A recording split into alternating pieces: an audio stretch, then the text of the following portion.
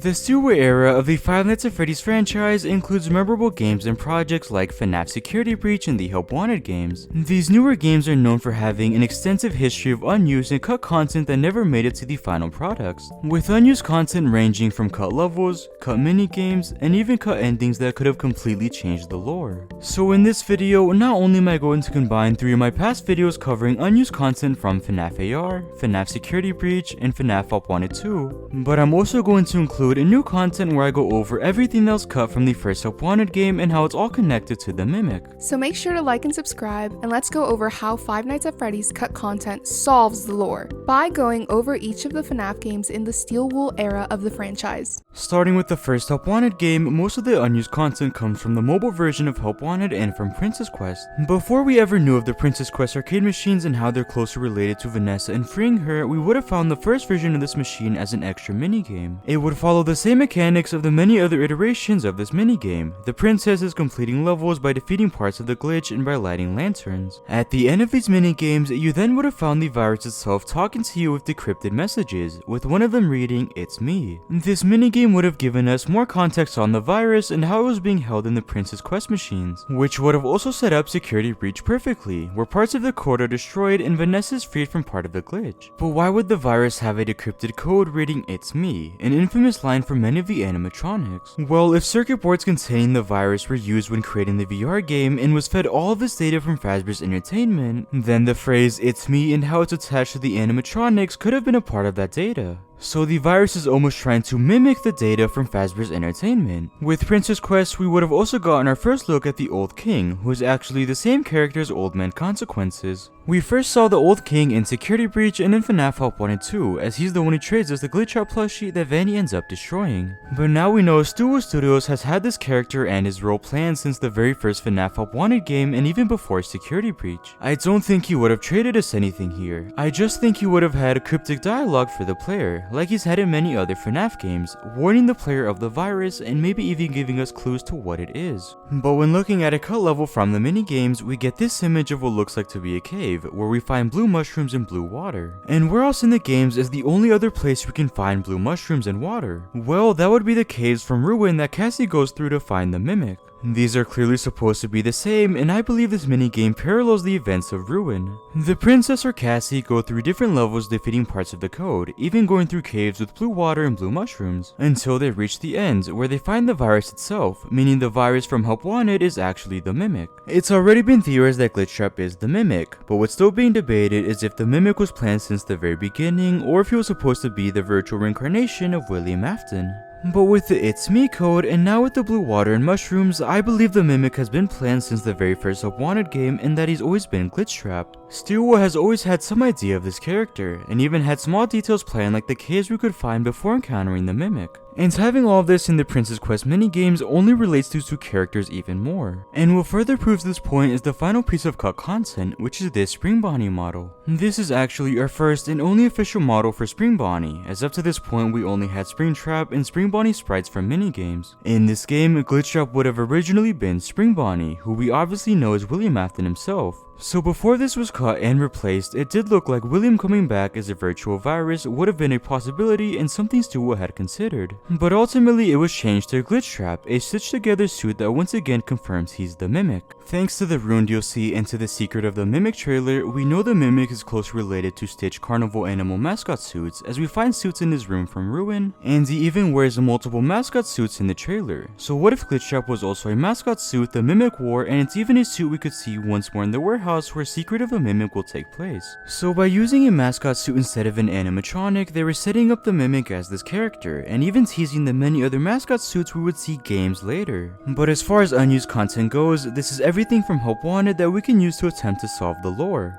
There are other pieces of cut content like different animatronic designs, but none of them can really tell us anything about the lore or how it's changed. So now we can start to look at the next FNAF game in the Stewart era of the franchise. Five Nights at Freddy's Special Delivery was a mobile AR FNAF game released on November 25th, 2019 and would have been the 9th game in the franchise. Players would confront malfunctioning animatronics in the real world and attempt to survive those horrors come to life. Through the gameplay, players subscribe to Fazbear's Entertainment brand new Fazbear's Funtime service and get their favorite animatronics on demand. Due to unfortunate circumstances, the visiting animatronics malfunction and attack subscribers instead of entertaining them. The game was out for almost 5 years until the servers were officially shut down on March 24th, 2024. But I still believe that cut content and scrapped emails can be used to solve the lore. But when looking at the game itself, because of the cancellation and because of the poor reception of the game, fans have constantly been arguing the canonicity of FNAF AR. Some have argued that it is canon to the game's timeline, while others argue only parts of it are, or that the game isn't canon at all. But because of the connection and setup to FNAF Security Breach, I believe Special Delivery is canon, and that's how I will see it throughout the entirety of the video. Specifically, the emails tell us everything we need to know about different characters, the Pizzaplex, and even a virus that had a major role in Security Breach. These emails were the key to solving parts of the lore in the newer games of the franchise and even the older lore of the games like in FNAF 2. And I also believe this would apply to the cut or scrapped emails that never made it to the final game. Now, using scrapped evidence for theorizing can be debated on its own, and I will get back to this topic later in the video. But for now, I want to focus on scrapped emails that can be the key to solving Michael Lafton, Vanessa, and even the animatronics. When looking at Michael Lafton and his role after Pizzeria Simulator where his supposed death took place, it's been widely debated if he's actually alive and if he had a role with the creation of the Pizzaplex. And one of these scrapped email addresses actually directly confirmed that he was alive and was in contact with Fazbear's Entertainment. When looking at the email, it reads, ID alert to M. Afton at bigbearmails.net. Now obviously the email M. Afton stands for Michael Afton, and it's hard to argue that it could belong to any other character from the series. Although I have seen some fans argue that it stands for Miss Afton, but I don't think this would be the case, as usually the first and last name are used, and we don't even have confirmation that Miss Afton exists.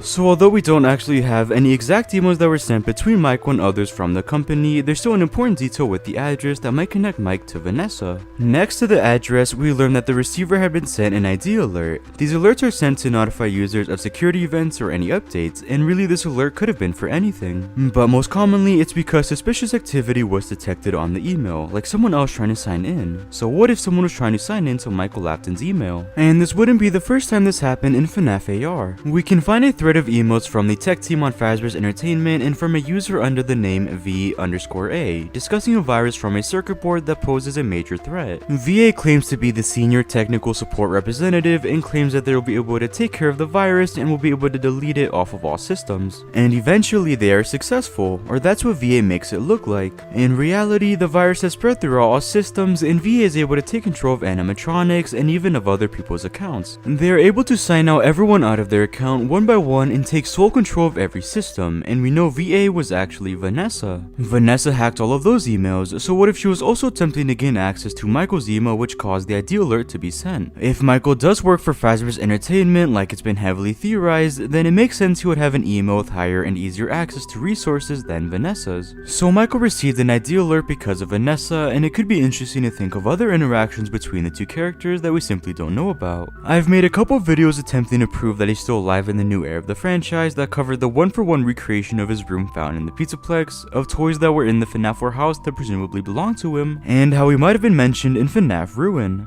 But something I didn't mention was a simple sticky note which may also confirm he is alive. Meeting with Smith, 5 PM. Smith could be anyone, so to connect him to Michael, let's go all the way back to Five Nights at Freddy's 2. On nights 1 through 6, we play as a security guard named Jeremy Fitzgerald, but then suddenly on night 7, we play as someone named Fritz Smith. Fritz Smith is believed to be an alias for Michael Lafton when he secretly worked there, a name similar to Mike Schmidt, which is also an alias when he worked in the pizzeria in the first FNAF game. So if Fritz Smith really is Michael Lafton, then this meeting could be referring to Michael. Again, this would make sense, as if he did work in the Pizzaplex and had a major role in it, then of course he would be in meetings, of course he would need to meet with different people, of course he would still be alive, which is why I believe this scrapped email address and this sticky note single-handedly prove that Michael Lafton is still alive in this new era of the FNAF franchise. And if you disagree, that is completely fine, as nothing is confirmed, but there's even more evidence that I will be covering in a future video. But moving on, and when looking at the animatronics, let's look at Jimmy. Jimmy was an employee of DLZ Shipping Solutions and was helping a customer with a delivery when no one ordered it. He was then fired as he presumably knew too much, and there's even this sticky note in Security Breach, remember Jimmy. Although these emails which were about the situation were scrapped scrapped, Jimmy was still mentioned in Security Breach, which could mean they're still canon or important. But when looking more in depth at the emails themselves, they revealed to us that a customer never received a package, and it's not clear what happened to it. But then suddenly, shortly after, they received a new package of animatronics that Jimmy is not aware of nor that he authorized. The animatronics then begin to act weird and even violent. Bonnie was even revealed to eat a neighbor's cat, and the employees of the warehouse where they were being stored refused to come into work. And after Jimmy was fired, this was the last we heard of these animatronics. I think it's clear the reason they were acting strange was because of the glitch trap virus, the virus that was mentioned a lot in the other emails, and the virus we also learned about in Help Wanted. Because we know Vanessa was in control of the systems, we can assume it was her who made the first shipment go missing, and it was her who sent the replacement with the glitched animatronics. This could have been to test them, to see how they reacted in the warehouse, to see what changed. These scrapped emails would have told us everything we needed to know about the Glamrock animatronics. The reason they're acting strange, violent, the reason they're hunting down Gregory is because they're under the glitch trap virus's control or under Vanessa's control. And the same would apply to any other animatronic in the Pizzaplex, besides Glamrock Freddy, as we know the effect didn't work on him. Not only that, but the emos would have also directly set up the Mimic since the very beginning. Based on other emos, we know old circuit boards were scanned by the company, which is what caused the virus. And in the books, we know those circuit boards belong to the Mimic, containing the Mimic 1 chip. So Glitch Trap is actually the Mimic, and there are many other connections in many games connecting the two. So really it's the Mimic chip that made these animatronics and the Glamrocks act strange or violent. Before we even knew of the Mimic from the Tales from the Pizzaplex novels or from his appearance in the FNAF Ruin DLC, the Mimic was essentially being teased in Help Wanted and in FNAF AR, through the virus and through the violent nature of the animatronics. This could also prove the idea that the Mimic was actually planned since the very beginning and wasn't retconned into the series with the release of Ruin. It's also been argued if Glitch Trap was supposed to be William Afton himself returning once more, or if he was the Mimic, planned to be the new villain since Help Wanted. There is plenty of evidence that goes both ways, but I've always personally believed that he was always supposed to be the Mimic, and that they were always supposed to represent the same thing. And the books, the emails, and Ruin all coming together making one coherent narrative only prove this idea even further. In scrapped emails and emails that did make it to the final game, we also learn of contractors that would make products for Fazbear's Entertainment like the animatronics. And in the trailer for the latest FNAF project, Secret of the Mimic, we learn the Mimic was created by a contractor in the year 1979, and was new technology being made just for Fazbear's Entertainment. These scenarios are identical, where the company would hire contractors to build technology for them, and it would make sense that the circuit boards that scanned the Mimic 1 chip came from the same contractor and warehouse where the Mimic was being stored in the events of Secret of the Mimic. Now, I'm not saying that these contractors being the same was planned since the development of Special Delivery, but it's not far-fetched to argue that now Stu was connecting the two and creating one single story, a story that is the same from the books, a story where the Mimic and the circuit boards came from the same contractor and warehouse. But before moving on to our next FNAF game, for a quick reminder, you can now become a member of the channel. Members will have a chance at being shouted out at the beginning of every single video, there will be member-only polls where you can decide a future video, and finally, members will have priority to comments on all of my videos. So you can always consider joining by clicking the join button on my channel page or by clicking the link in the bio, and thank you all for your support. Now let's look at FNAF Security Breach and the long list of cut content that might have changed the lore. Now when looking at all of the cut content from FNAF Security Breach, there's a lot to go over that includes unused minigames, characters, locations, collectibles, subtitles, assets, and mechanics. So in order to make things a lot easier and so we can actually attempt to solve the original lore, I'm only going to go over what I think was the most important and crucial cut content that can actually solve the mysteries of Security Breach. But I think it's important to understand how different Security Breach was originally supposed to be, and this is made clear with the original trailers and teasers released for this game, which I'll go over later in the video. Even Scott Cawthon himself has stated how his version of Security Breach was going to be much different. But by looking at some of the cut content, we might be able to put together the missing and original pieces of the story, starting with Burn Trap. I've already made a few videos on Burn Trap and what his original purpose was. Specifically, Scott Cawthon stated that he was never supposed to move, and that he was going to act like a decaying movie prop. But then in the final game, Burn Trap is moving and is trying to stop Glamrock Freddy and Gregory, and the cut content only expands on this idea and version of this character. In the files, Burn Trap was going to have a much bigger role with his boss fight. He has an unused data chase sequence as if he were meant to have a second fight stage after the monitor office fight. And we have this clip that gives us an insight to what the chase animation would have looked like. Now it's not really clear where this chase sequence was going to take place, or if Glamrock Freddy was also going to be a part of it as he was in the sinkhole with Gregory. I think it makes the most sense that the sequence would involve Gregory trying to escape the sinkhole and trying to reach the Pizzaplex once once more. But Burntrap would be on his tail, and maybe the blob would also be an obstacle, as the blob was something else attacking Gregory in the first segment of this boss fight. But Burntrap was even going to have a death animation that would have supposedly played at the end of the chase sequence.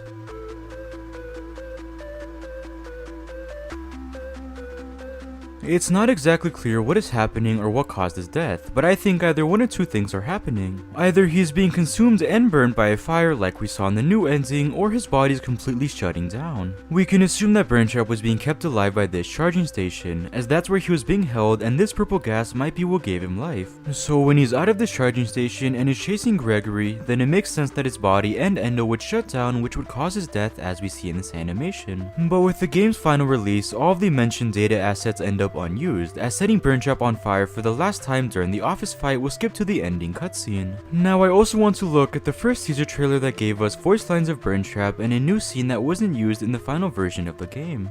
When I first found you, you were nothing. You were small, pathetic. But now, you are more. Are you ready? You will do as I say. You will bring me what I want. And if you fail me, then you will, both of you, burn! Realize.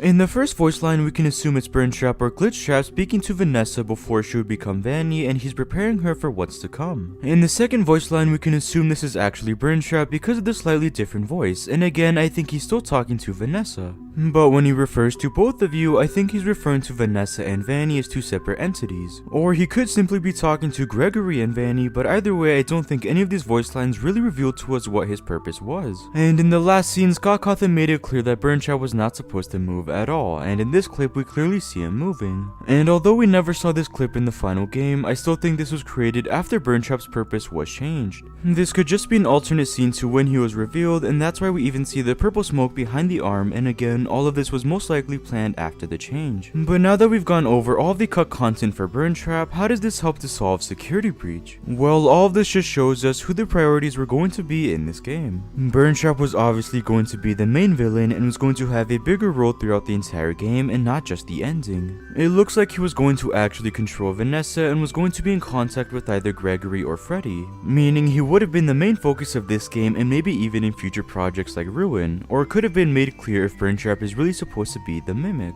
If the ending was also supposed to be completely different, there's a possibility that the Burntrap ending could have been canon instead of the Princess Quest ending, where Gregory and Glamrock Freddy could have escaped somehow and we would have followed these events in Ruin. I also just think that there would have been more explanation to how this character was alive and to why he was even created. And it also looks like we would have gotten a further explanation to the Glitchtrap virus, which has played a large role in this new era of the franchise. Not only will these explanations finally connect Burntrap to Vanny, but it would also smoothly connect Security Breach to FNAF AR and Ruin. So a simple extended boss fight could have solved a small but mysterious part of the lore. So moving on, now let's look at the Mimic's lair from Ruin and how it would have been a better explanation to the Mimic and who he truly is. The original version of the room in which the Mimic is being held in is drastically different to the version we saw in the final game. It features the original 3 main animatronics performing on stage, which would have presumably been placeholders, and a table with a piece of cake on top of it. This layer is clearly reminiscent of the Pizza Party minigame from FNAF Help Wanted, which is a free roam level set across a maze of the main Five Nights at Freddy's pizzeria locations, where the player must find the pizza party without taking too long and being jump scared. Once the minigame is completed, the player will find themselves in a room filled with animatronics, balloons, and presents. Glitchtrap then appears from the curtain and tells the player to follow him. If the player moves in his direction, the player will suddenly be put on a stage holding a microphone, which means that the player is now Freddy Fazbear. Hand Unit announces the arrival of Freddy but ends up glitching out. The room then lights up, revealing Glitchtrap dancing around the room while music plays in the background. Now this ending is supposed to be Glitchtrap reenacting the missing children incident, with the main player being the main victim. Glitchtrap is copying Willie Mafton and his actions by stuffing someone into an animatronic, and we can even say he's mimicking them. So much that it's theorized that Glitchtrap is actually the virtual version of the Mimic who is mimicking Willie Mafton. As in the Tales from the Pizzaplex novels, we learn that the original Mimic chip used to create the Endo was used when creating a VR game, which would supposedly create Glitch Trap. But in the community, it's been heavily debated that Glitch Trap is actually the virtual reincarnation of Willie Mafton and isn't related to the Mimic at all, as he would then come back into the physical world as Burn Trap. But like I mentioned, the Pizza Party minigame where Glitch Trap is the main focus in is the setting and location right outside of the Mimic's lair, and this is no coincidence. I think this is directly confirming that Glitch Trap is and has always been the Mimic. Why else have a one-for-one replica of this room where the Mimic is found if it's not to tell us something? Now, how it would have played out or the context of this room even existing isn't really clear. How would Cassie react to it? Would the setting itself have a role in the chase sequence? Would Glitch Trap or a reference to him be present? Well, we can't really answer these questions yet or why it was even removed. It could be possible that it was cut because it would tell us who the Mimic was too simply, and that it would be too on the nose. But the point still stands. Not only does this tell us who the Mimic is, but it also solves one of the biggest debates with this character. This simple layer tells us that the Mimic is and has always been Glitch Trap.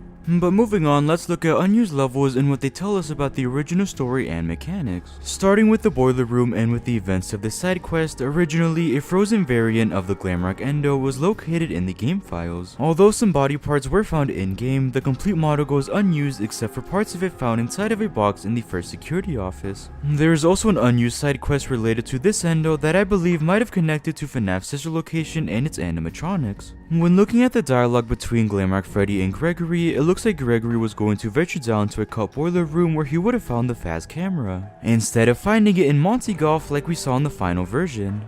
That Endo's frozen solid. It's holding some sort of camera?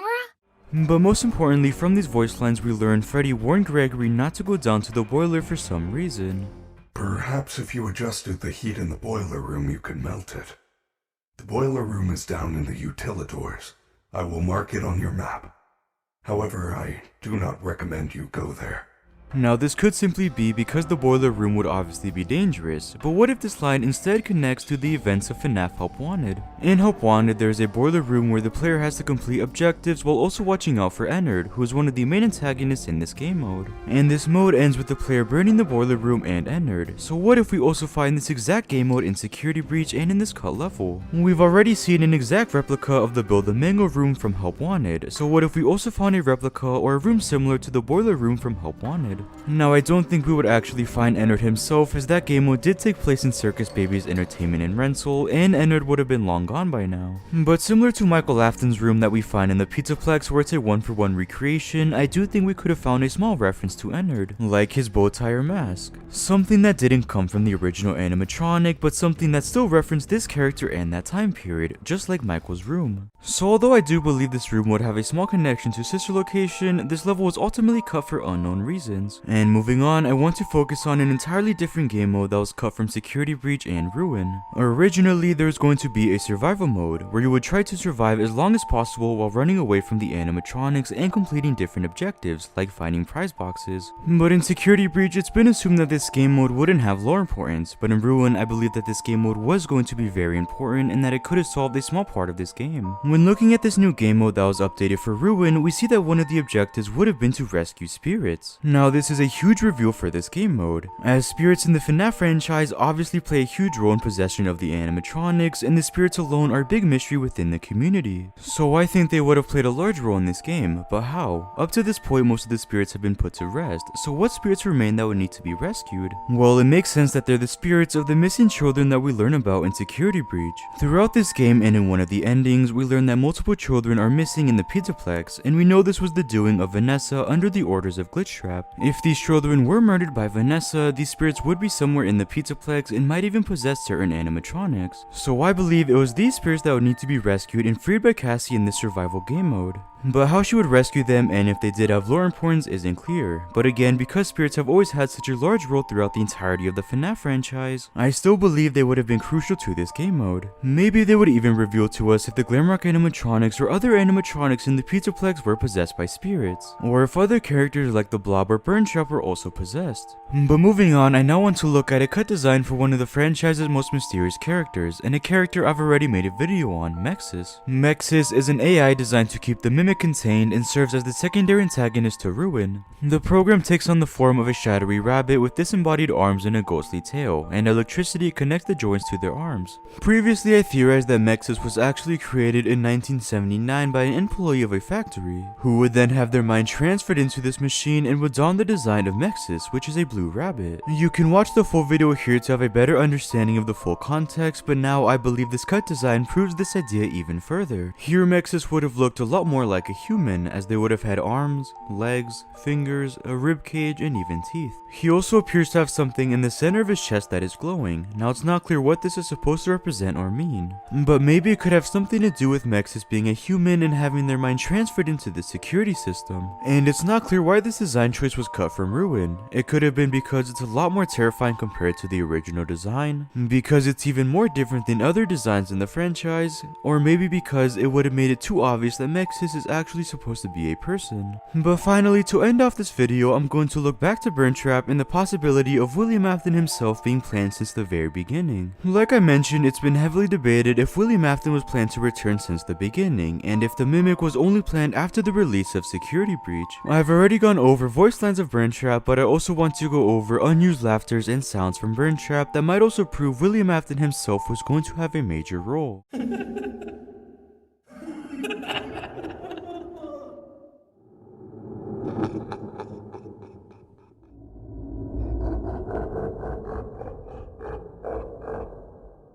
When listening to both the voice lines and laughter, we clearly see how they evolve from sounding human to more like a monster and an animatronic. And this evolution is also what we see with the William in past games throughout the franchise, where he starts as a human but then he becomes an animatronic and monster known as Springtrap. She can dance. She can sing. She's equipped with a built-in helium tank for inflating balloons right at her fingertips. She can take song requests. She can even dispense ice cream. I always come back. Bittersweet, but fitting. What a deceptive calling. I knew it was a lie the moment I heard it, obviously. So does this mean that originally William Afton himself or a version of him was going to physically be in Security Breach and would have played a major role? Well, I think it does, and specifically it looks like William Afton would have started as a human, and throughout the events of Security Breach he would have transformed into a version of the animatronic we all know of, Burntrap, who we already had so much cut content revolving around this character. Now obviously William Afton wouldn't be alive by this point, so instead I think it's a version of him who had his mind transferred into an endo which would become Burntrap. So in his human form, he would simply be an endo with human flesh on it, and again he would transform into Burntrap, and his voice or laugh would transform with him. So based on these voice lines and laughter, it does look like William was planned to return since the beginning and would continue to be the main antagonist like he was in many past FNAF games. So also based on this information, were William and the Mimic planned to be the antagonists of the franchise, or was it only supposed to be William and the Mimic was added later? This is something we can't still answer, but after these voice lines it's hard to deny that William himself was planned to come back once more.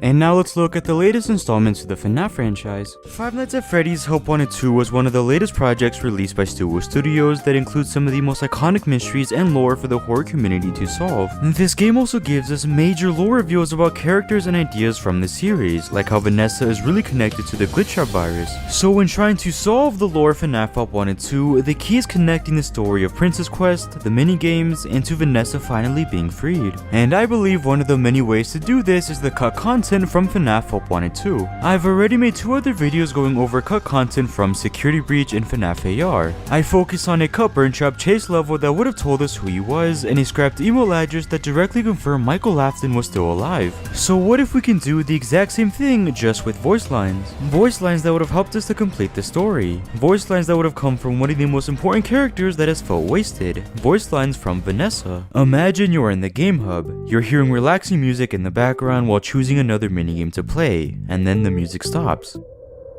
The room feels ominous and all sounds are drawn out, and all of a sudden you hear a voice. I'm here to help you. You've got to trust me. Is someone there?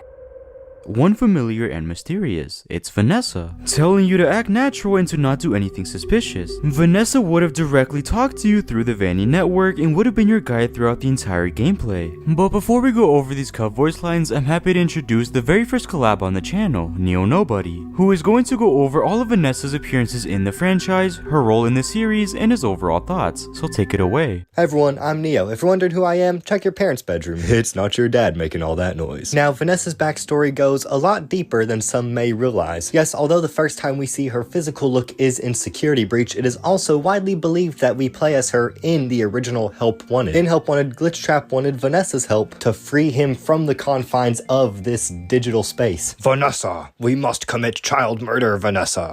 Yeah, what's that? You want me to be a furry? Okay, yeah, I can do that. What that's not Don't worry, already on it. And thus let Security Breach commence. But wait, there's one more game before Security Breach in which she also makes an appearance. Although FNAF AR has questionable canonicity at best, that doesn't change the fact that we do still get emails involving Vanessa's character as we see little hints towards her slow transformation into the Vanny persona. Still though, nothing too important to point out just yet. Like I said, with these two first appearances, we really don't get much information about her. We don't even get to see how she looks yet until we get these two teasers for Security Breach, Protect and Obey, highlighting the overall contrast between the personas of Vanny and Vanessa. We also get to see Vanny holding a machete, which is by far one of the coolest teasers ever. I will never forgive Steelwolf for taking out Vanny's machete in Security Breach. Alas, December 2021 Security Breach finally releases, and we get Vanessa's design. Ah yes, by far one of the scariest things in Security Breach, White Woman. And in one of the biggest wastes in the FNAF lore, Vanessa and Vanny barely get any screen time in the main Security Breach game. But hey, at least we finally got to see her physical design. White, blonde hair, green eyes, and holy shit, that's just Elizabeth Afton. Okay, well, whether or not you do fully believe that she is legitimately Elizabeth Afton, whether in robot form or not, there's no denying that her character is meant to at least parallel Elizabeth Afton, as we see in what is most likely the canon ending to Security Breach, the Princess Quest ending, where we free her from Glitchtrap's control, and Vanessa sort of just shows up at the entrance of the building, sees Gregory, and is like, hey, I know I tried to kill you the last whole, night, but hey, wanna go get some ice cream? Hold on, we're not done with Vanessa's character just yet. Okay, well, maybe we're done with Vanessa, but we're not done with Vanny. Because after Security Breach, but still before Ruin, we see yet another appearance from Vanny in Help Wanted 2, where we see Cassie's dad playing another Princess Quest, ending with him stuck in a giant claw machine where we see a giant Vanny crush the tiny little Glitchtrap, which I can only assume is Vanny's way of saying fuck you to Glitchtrap for single-handedly hacking into Steelwolf's files and deleting most of her runtime in Security Breach. No, but in all seriousness, there is a lot of cut details and unused content relating to Vanny and Vanessa's characters. And so to further explain those aspects, I'll be passing it back to Bronze Films. Thank you so much for letting me be a part of this video. Thank you, Neo, for being on the channel, and with that said, now we can start to look at all Vanessa's cut voice lines from Help Wanted 2. Like I mentioned, Vanessa or Vanny would have acted as your guide throughout the entirety of the game and would have given you directions step on step on how to reach the good ending. And here are a few examples of different voice lines from Vanessa, voiced by my amazing girlfriend. You need to listen to me carefully. Don't help it escape. It's using you to finish where she left off. Only a small piece of his code remains. It is bound to the past. Find its memories and return. Find them. Release them. You have a chance to end it. You are the last. It kept you for a reason. There is a long list of voice lines that I think we can separate into 3 separate sections: Vanny's introduction or plan, the key to Glitchtrap, and freeing Vanny from his control. Starting with her plan, she first says, "Don't worry, they can't hear me. I am on a special signal the staff can't process." The staff is most likely referring to the Nightmare staff bots under the Glitchtrap virus's control, and are the ones seen in the bad ending who grab the player and upload their consciousness into the Vanny mask staff bot from Ruin. So this would mean that the staff in Glitchtrap were watching us us and listening to us the entire time the mask was on, even possibly during minigames, which would make sense. She says, I was able to upload some helpful code. It should look like a key. I'll go back to what the key would have been and what it was ultimately changed to in the final version. She then says, find a place where we can talk safely. Again, Vanessa would have contacted you randomly while you were playing, and a safe place to talk could have either been the hub or I think it could have been the Game 1 room where you would receive the collectibles, cause there the staff wouldn't be able to watch you or listen to you. But now when looking at the more important voice lines, it reads, you need to listen to me carefully. Don't help it escape. It's using you to finish where she left off. Only a small piece of his code remains. When she refers to it, she is clearly talking about Glitchtrap, the main antagonist of almost every new FNAF game. Glitchtrap is using the main player to finish where she left off, which is attempting to be freed and come into the real world, and this is exactly what we see happen in the bad ending. In this game you can collect Fast Force figures, which I think represent the remaining parts of the Glitchtrap virus. By collecting them all, Glitchtrap would be freed as we saw his arm peering out of the charging station. So he was simply using the player to collect his code for him and to help him escape. And even Vanessa confirms this as only a small part of his code remained, which also lines up with Security Breach, where Gregory slowly completed different Princess Quest arcade machines, destroying Glitchtrap's code and almost freeing Vanessa entirely. But who is the she Vanessa is referring to? Well, it makes the most sense that she is Vanny. Now it's been made clear that Vanessa and Vanny are the same person, but Vanny was under the influence of the Glitchtrap virus and his orders. She was responsible for kidnapping children and murdering them, just like Willie Mafton. Through the virus, she also hacked into all of Fazbear's entertainment systems and made herself head of security in the Pizzaplex, which allowed her to clear the path in the sinkhole and attempt to bring back Glitchtrap into the physical world through Burntrap. So it looks like Vanessa refers to Vanny as a whole separate person and not just an alter ego. Leaving the Vanny mask behind was also a form of leaving someone behind, someone she was very close with. So the virus used Vanny to try to become free, and want to finish his work with the player from Help Wanted 2. But then we get voice lines hinting at who Glitchtrap really is. She says, it is bound to the past, find its memories and return. Now these memories are referring to Glitchtrap's memories, which are in the form of these plushies, wearing masks of each of the victims from the missing children incident. These memories would then later appear in the Princess Quest minigame, where the plushies are now next to graves that can be lit by the player, which can be seen as giving these memories life. So if the memories of the victims of the MCI are binding Glitchtrap to the past, who is he? Well, most recently fans have mostly agreed that it was the Mimic, using evidence from the tales from the Pizzaplex novels, from Help Wanted, and even from this game. It's safe to say that Glitchtrap is the virtual version of the Mimic, who is mimicking Willie Mafton and his actions. But why would the Mimic's memories be related to the MCI? Even if he is mimicking William, that wouldn't mean he's bound to the past by his memories and the tragedy he was responsible for. Well, what if he's actually Willie Mafton, a theory that's still believed by some fans? When Glitchtrap was first introduced, fans believed that William was coming back through the possession of a circuit board and would then become Burntrap. But all of this was later dismissed when the Mimic was introduced, and he continued to be the main antagonist in many projects, including a solo game dedicated to this character, Secret of the Mimic. But what if Glitchtrap can represent the Mimic and Willie Mafton in their own ways at the same time? And with William, he's bounded to the past as this virus, by memories of him and his victims of the MCI. This would make even more sense, as another piece of cut content was this image of Springtrap that would have appeared at one point in the Princess Quest arcade machine. Springtrap is and has always been Willie Mafton and completely separated from the Mimic. So could this image have been cut because it would have made it too obvious that Glitchtrap was Willie Mafton? Well, this could have been for any reason, but I think these voice lines of being bound to the past can prove it's Willie Mafton, and the other voice lines only prove this theory even further. When looking back to the key, she says, open the door, use the key. Earlier I mentioned how this key was most likely changed, as now in the final version of the game it's this fast wrench. After completing a certain amount of minigames inside of the Vanny network, you can unlock the fast wrench, the same one Cassie collects in Ruin. It can then be used to open this door to this room in the corner, where the Princess Quest arcade machine resides. So I think it's clear that Vanny was talking about this door and key, but I don't think it was always a fast wrench. It sounds like originally it was an actual key, one that could have had a similar design to this coin, where it appears purple and virtual. Even the door could have looked different to better fit the theme of the key, so what if this was changed to tell us who this character is? In Ruin, when Cassie finds the fast wrench, she says it's just like my dad's, insinuating that he owned one as well, because he worked as a technician for Fazbear's Entertainment, and it's believed that we play as Cassie's father in FNAF Help Wanted 2, so changing the key to a fast wrench could have been to make this clear, as this would have been the only other person we've seen in the Vanny network and with the fast wrench. We also get 2 voice lines that would have made sense if they had played during minigames. Vanny says, "Why won't you help? Make it stop." She is continuing to urge us to help her, and it looked like she had the chance of randomly cutting into any minigame at any given point in time. It also looks like she was still experiencing the effects of the virus. Even though Gregory almost freed her, the glitch trap virus would still have some impact and control over her, even if it was small. We also get 2 quick voice lines relating to the memories, telling us to find them and to release them.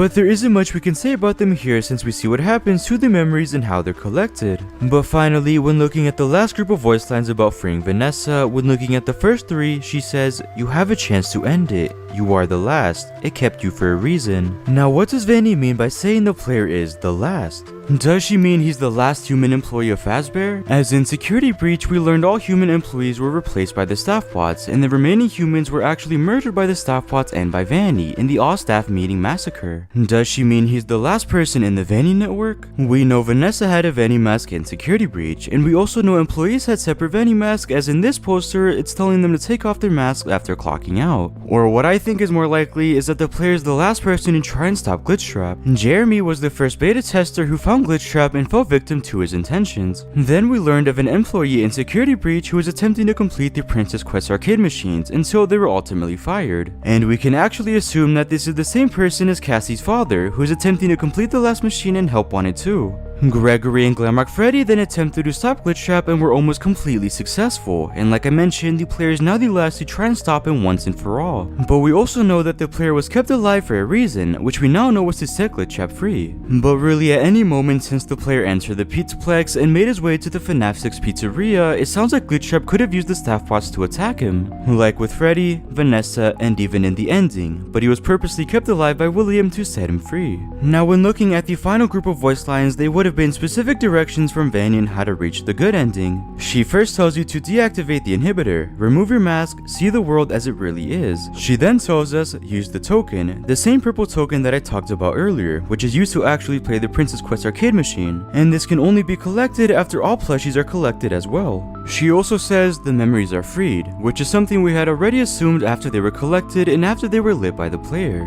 But this finally confirms it and tells us that freeing the memories was the only way Glitchtrap could have been destroyed by Vanny. Which brings me to the last voice line, which says, "Bring him to me." Which would have obviously happened right when you collect the Glitchtrap plush from Old Man Consequences, where you would then take the sister location elevator that would have led you to a giant claw machine where Vanny is standing right outside of it. You then give the plush to Moon, who takes it to Vanny, and Vanny is finally able to destroy the remaining code of Glitchtrap, while also finally freeing herself from his control and influence, and Vanny says one last goodbye by waving at the player. Again, these voice lines are just directions, but one we can look more into is when she tells the player to take off their mask. How long has the player been stuck in the Vanny mask for them to almost be forced to remove it and to have to be reminded of what the real world looks like? Was it for days? Weeks? Months? Was he down there the entire time the Pizzaplex was falling apart? It's hard to tell, but my best guess is a few weeks to a month, which would also tell us the time between FNAF Security Breach and FNAF Help Wanted 2. But these are all the cut voice lines from Vanny and Vanessa. We first learned she would have contacted the player through the Vanny mask randomly, that the player was only kept alive to help Glitchtrap escape. And to finish off where Vanny started, we then learned he's bound to the past by the memories of all of his victims, which may suggest Glitchtrap is William Afton in FNAF Help Wanted 2. We learned that she would have given us a key to find the arcade machines and specific directions on how to free the memories and how to free yourself as well. And all of this would have been important context telling us who Glitchtrap is, how Vanny is connected to him, and how this game is finally closing the chapter on Glitchtrap. Now there were other smaller pieces of cut content like a cut minigame that would have included Monty, as we even have this jump scare, or small details changed with the Music Man or carousel levels, but none of these really helped us to solve the lore like these voice lines do. For additional context, I do refer to Vanessa and Vanny as if they were the same, because we know they are. Although we do see Vanny at the end of the game being freed, I do believe the voice lines would have been from Vanessa specifically, sounding more human and almost desperate for help. It's also not clear if they're all supposed to come from Vanny,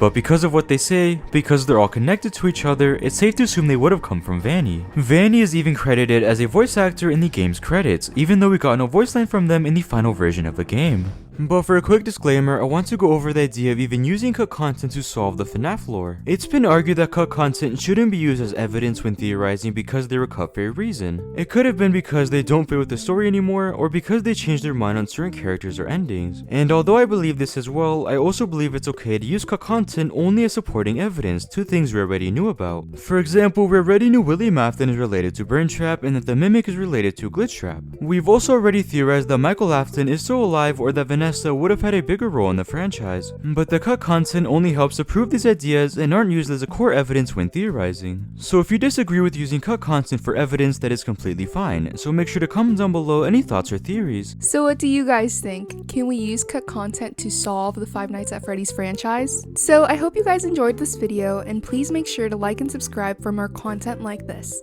Thank you guys so much for watching.